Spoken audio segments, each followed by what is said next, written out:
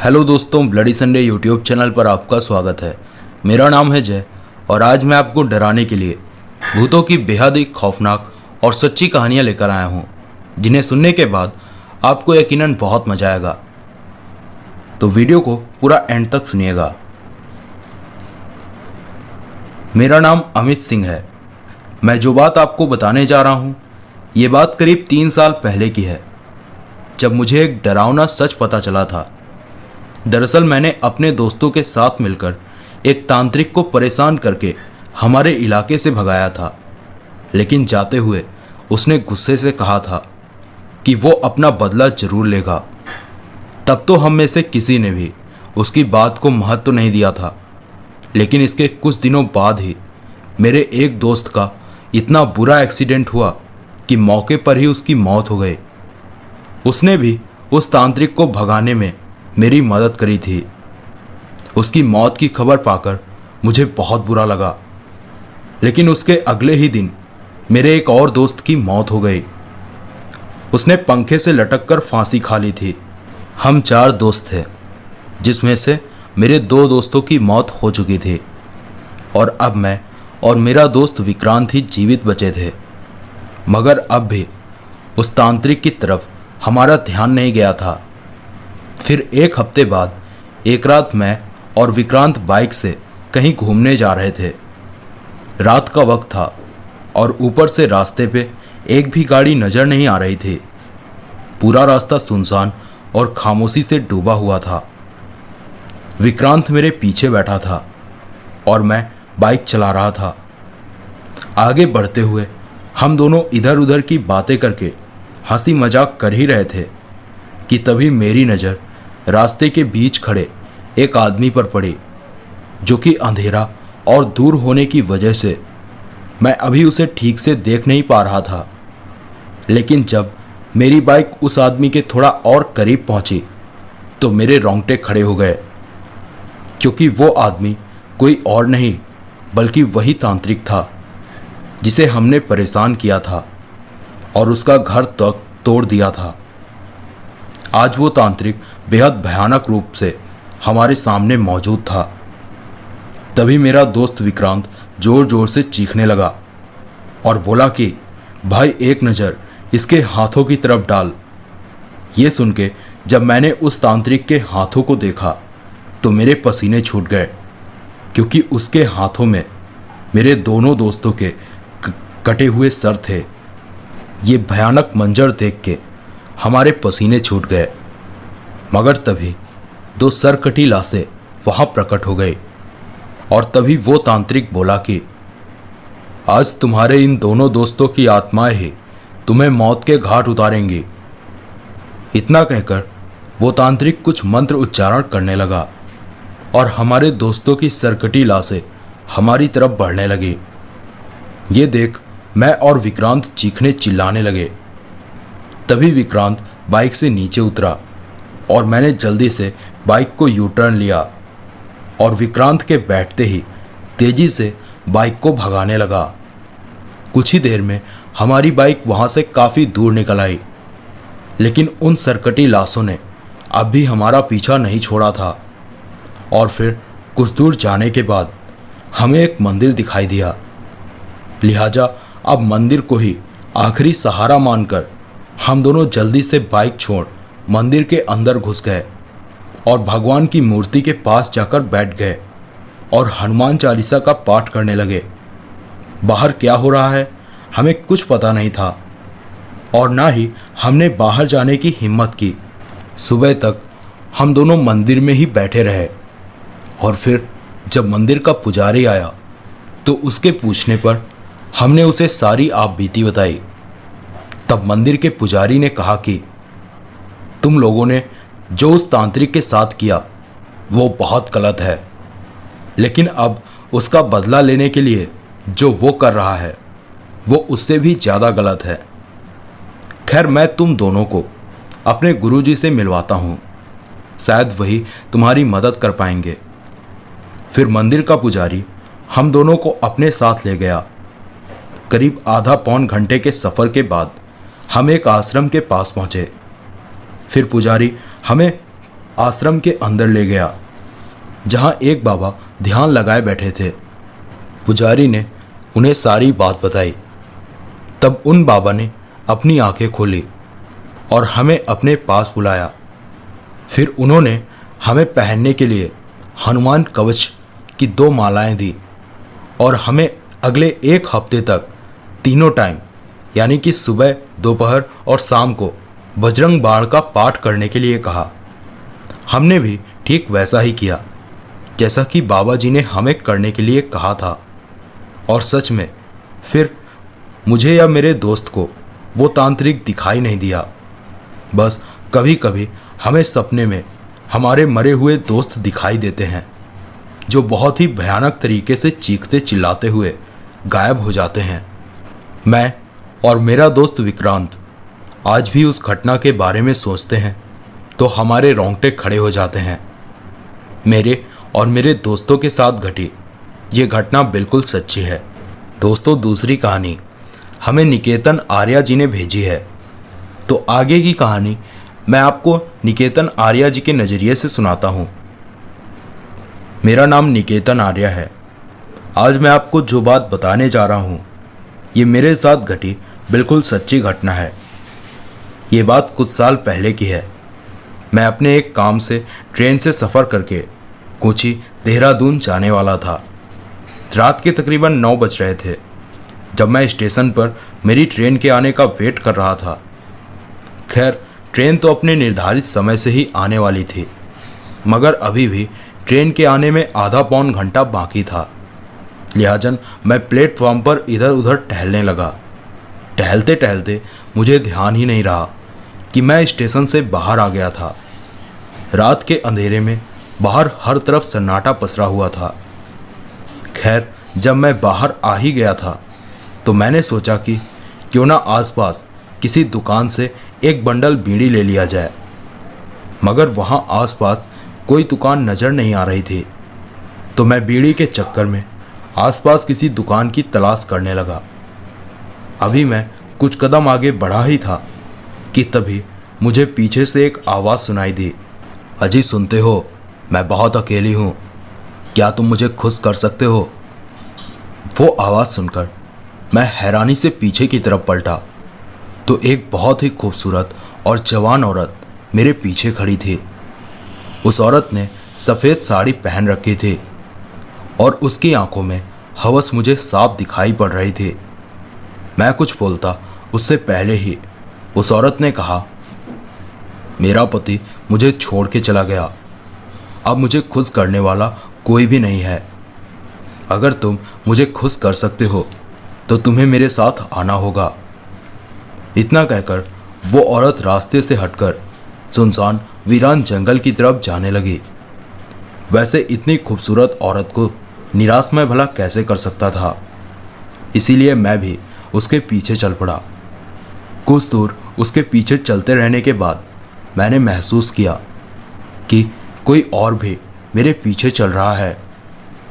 मैंने पीछे पलटकर देखा तो कुछ और 3-4 खूबसूरत औरतें मेरे पीछे आ रही थी, जिन्हें देख मैं तो भौचक्का रह गया। मैंने बहुत पहले सुना था कि देने वाला जब भी देता है छप्पर फाड़ के, मगर देने वाला मुझ पे इतना मेहरबान हो जाएगा ऐसा मैंने पहले कभी नहीं सोचा था। मगर अभी एक भयानक सच मेरे सामने आने वाला था, मगर मुझे क्या पता था कि जब वो सच मेरे सामने आएगा तो मेरे होश उड़ जाएंगे। दरअसल वो औरतें मुझे एक गुफा के अंदर ले गई, जहां उनके और मेरे सिवा दूसरा और कोई भी नहीं था। गुफा में गहरा अंधेरा था। जब मैंने फ़ोन की टॉर्च ऑन की तो मैंने कई इंसानी नर कंकालों को अपने आसपास पड़ा देखा। तभी उन खूबसूरत औरतों ने मुझे चारों तरफ से घेर लिया। अब मैं इतना तो समझ चुका था कि वो औरतें साधारण औरतें नहीं थी, लेकिन तभी फ़ोन की टॉर्च में मेरी नज़र उन औरतों के पैरों पर पड़ी तो मेरी चीख निकल पड़ी, क्योंकि उन औरतों के पैर उल्टे थे। मैंने कहीं सुना था कि उल्टे पैर चुड़ैलों के होते हैं। तभी अचानक मेरा सर भारी होने लगा और आंखों के सामने सब धुंधला सा होने लगा।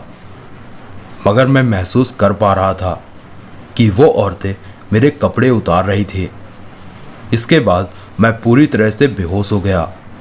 फिर जब मेरी आंखें खुली तो मेरे शरीर पर एक भी कपड़ा नहीं था और मेरे प्राइवेट पार्ट में बहुत दर्द हो रहा था। मेरा शरीर इतना कमज़ोर हो चुका था कि मैं उठने में भी खुद को असमर्थ महसूस कर रहा था। जाहिर था कि उन खूबसूरत औरतों के भेष में आई उन चुड़ैलों ने मेरे साथ संभोग किया था। अभी मैं दर्द से करा ही रहा था कि तभी वो सभी औरतें मेरे चारों तरफ मंडराने लगी। मगर अब उनका चेहरा बहुत ही भयानक रूप ले चुका था। अब वो सभी चुड़ैलें अपने असली रूप में आ चुकी थी और फिर वो हवस से भरी चुड़ैलें मेरे शरीर को गलत तरीके से छूने लगी। अब मैं समझ चुका था कि अगर मैं वक्त रहते यहाँ से नहीं निकला तो ये चुड़ैलें मेरी जान नहीं बख्शेंगी, क्योंकि उनकी हवस तो शांत होने का नाम ही नहीं ले रही थी। लिहाजन मैं उसी अधनग्न अवस्था में किसी तरह वहाँ से भाग निकला। भागते हुए उन चुड़ैलों की भयानक हंसी मैं साफ साफ सुन पा रहा था। मगर मैं तब तक भागता ही रहा जब तक मैं उस जंगल से नहीं निकल आया। जंगल से निकलने के बाद मैंने पीछे देखा तो मेरे होश उड़ गए। दरअसल वो चुड़ैलें भी मेरा पीछा करते हुए जंगल के बाहर आ पहुंची थी। अब मैं समझ चुका था कि मुझे इन चुड़ैलों से कोई ओझा तांत्रिक ही बचा सकता है। इसीलिए मैं वापस रास्ते पर भागने लगा। कुछ दूर आगे जाने के बाद मुझे एक ऑटो वाला मिला जिसे मैंने अपना सारा हाल बताया। तो फिर उस ऑटो वाले ने मुझे ऑटो में बिठाकर एक बाबा के पास ले गया। जब मैं वहाँ पहुँचा तो बाबा बाहर ही बैठे हुए थे। मैंने बाबा को सारी आपबीती बताई तो उन्होंने कहा कि दरअसल वो चुड़ैलें पहले सामान्य औरतें थी, लेकिन इन सभी को अपने पतियों से धोखा मिला और उसी धोखे को बर्दाश्त न कर पाने की वजह से इन सब ने आत्महत्या कर ली। जिसके बाद ये सब अब हवस की प्यासी चुड़ैलें बन चुकी हैं। इन्होंने कई मर्दों को अपनी हवस से मौत के घाट उतारा है। बाबा की बात सुनकर मेरा दिल दहल गया। फिर बाबा ने कहा कि लेकिन अब तुम्हें डरने की कोई ज़रूरत नहीं है। तुम्हारी किस्मत अच्छी थी जो तुम वक्त रहते मेरे पास पहुंच गए। फिर इतना कहकर उन बाबा ने मेरे हाथ में एक रक्षा सूत्र बांधा और उसे अगले 1 हफ्ते तक भूलकर भी न खोलने के लिए कहा। बाबा ने कहा कि 1 सप्ताह बाद वो चुड़ैलें तुम्हारा पीछा छोड़ देंगी और किसी नए मर्द की तलाश में लग जाएंगे। तब तक ये रक्षा सूत्र तुम्हारी उनसे रक्षा करेगा। मैंने बाबा को बहुत बहुत धन्यवाद कहा और फिर अगले 1 हफ्ते तक मैं अपने घर पर ही रहा। फिर कभी मेरा सामना उन चुड़ैलों से तो नहीं हुआ, लेकिन आज भी मुझे उस रात के डरावने सपने आते हैं तो मैं सहम जाता हूँ। मेरे साथ घटी ये घटना बिल्कुल सच्ची है। मेरा नाम चेतन सोलंकी है। आज मैं आपको मेरे साथ घटी सच्ची घटना बताने जा रहा हूँ। ये बात तब की है जब मैं कई सालों के बाद गांव वापस लौटा था। दरअसल मेरे गांव में मेरे एक बहुत ही ख़ास दोस्त की शादी थी, तो उसके बुलाने पर मैं शहर से वापस गांव आया था। रात के तकरीबन 2 बजे मैं स्टेशन पर उतरा। मेरा दोस्त मुझे लेने के लिए पहले से ही स्टेशन पर मौजूद था। स्टेशन से हमारा गांव करीब 5-6 किलोमीटर दूर था। मैं जल्दी से बाइक पर अपने दोस्त के पीछे बैठा और हम दोनों गांव के लिए निकल पड़े। उस वक्त रात के अंधेरे में रास्ता पूरी तरह से सुनसान हो रखा था। हम दोनों आगे बढ़ ही रहे थे कि तभी अचानक पता नहीं कहां से एक औरत रास्ते के बीच आकर खड़ी हो गई और हमें रुकने के लिए कहने लगी। खैर, जब उस औरत के पास मेरे दोस्त ने अपनी बाइक रोकी तो उस औरत ने कहा कि कहाँ जा रहे हो। उसकी बात सुनकर मेरे दोस्त ने कहा कि हम घर जा रहे हैं, लेकिन तुम कौन हो और इस तरह हमारा रास्ता क्यों रोक रही हो। तो इस पर उस औरत ने कहा कि मुझे भी अपने साथ ले चलो। उस औरत की बात सुनकर मेरे दोस्त ने हंसते हुए कहा कि क्यों, शादी करनी है क्या? तो इस पर उस औरत ने गुस्से से कहा, नहीं, हवस मिटानी है। उस औरत की बातें बहुत ही अजीब थी। मैंने मेरे दोस्त से वहाँ से चलने के लिए कहा, लेकिन मेरा दोस्त बाइक से नीचे उतर गया, जिस पर मैंने बाइक को संभाला और मेरे दोस्त से पीछे बैठने के लिए कहा। लेकिन मेरे दोस्त ने कहा कि रुक जा भाई, लड़की खुद मज़े देने को तैयार है और तू चलने को बोल रहा है। और इतना कहकर मेरा दोस्त उस औरत से बदतमीजी करने लगा, मगर तभी वो औरत अपने असली रूप में आ गई। और तब उस चुड़ैल की भयानक शक्ल देखकर मेरा दिल खौफ से दहल गया। उस चुड़ैल का भयानक चेहरा देख मेरा दोस्त चीखते हुए रास्ते पर भागने लगा, मगर तभी उस चुड़ैल का हाथ रबड़ की तरह बढ़ने लगा और उसने एक झटके से मेरे दोस्त की गर्दन पकड़ ली। और फिर वो चुड़ैल मेरे दोस्त को रास्ते के किनारे ले गई, जहां उसने मेरे दोस्त को अपनी हवस का शिकार बनाया। और ये सब इतनी जल्दी हुआ कि मैं भी अपने दोस्त को बचा नहीं पाया। इन्फेक्शन फैलने से उसने वहीं दम तोड़ दिया और वो चुड़ैल भी धुआं बनकर गायब हो गई। ये भयानक मंजर देख मैं फ़ौरन वहाँ से गांव की तरफ बाइक से भागा और गांव पहुंचकर मैंने ये बात किसी को नहीं बताई, क्योंकि उस रात तो मैं गांव में अपने घर चला गया था और डर के मारे किसी से बात करने की भी मेरी हिम्मत नहीं हो रही थी। लेकिन अगले दिन जब मेरे दोस्त की लाश बरामद हुई तो लोगों की बातें सुनकर मुझे सारा माजरा समझ आया। दरअसल गांव वाले आपस में बात कर रहे थे कि ये सब इसकी करनी का नतीजा है। अगर इसने उसे धोखा ना दिया होता तो इसकी मौत नहीं होती। फिर मैंने गांव वालों से सारी बात बताने को कहा तो उन लोगों ने बताया कि दरअसल ये एक लड़की से प्यार का दिखावा करता था और हर रात उसके साथ संबंध बनाता था, मगर जब शादी की बात आई तो ये उस लड़की को धोखा देकर किसी दूसरी लड़की से शादी करने जा रहा था, जिस पर उस लड़की ने इसे बहुत समझाने की कोशिश की, मगर जब ये नहीं माना तो उस बेचारी ने जहर खाकर अपनी जान ले ली। मगर मरते वक्त उसने चीख चीख कर कहा था कि वो वापस लौटेगी, और जिस हवस में उसने इसे आज तक धोखा देकर अपना शिकार बनाया, वापस आकर वो इसकी सारी हवस मिटा देगी। गांव वालों की बात सुनकर मुझे मेरी दोस्त की मौत पर दुख होने की बजाय खुशी हुई, क्योंकि उसने उस लड़की के साथ बहुत गलत किया था और उसे उसी बात की माकूल सज़ा मिली थी। मेरे और मेरे दोस्त के साथ घटी ये घटना बिल्कुल सच्ची है। तो दोस्तों, ये थी हमारी आज की कहानियाँ। मुझे उम्मीद है कि आपको ये कहानियाँ ज़रूर पसंद आई होंगी।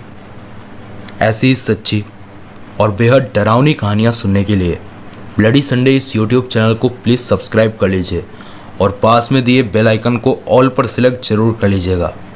इससे हमारे आने वाले नए वीडियोस के नोटिफिकेशन आपको सबसे पहले मिल जाया करेंगे। साथ ही आप अपना फेवरेट हॉरर टॉपिक मुझे कमेंट करके ज़रूर बताइए।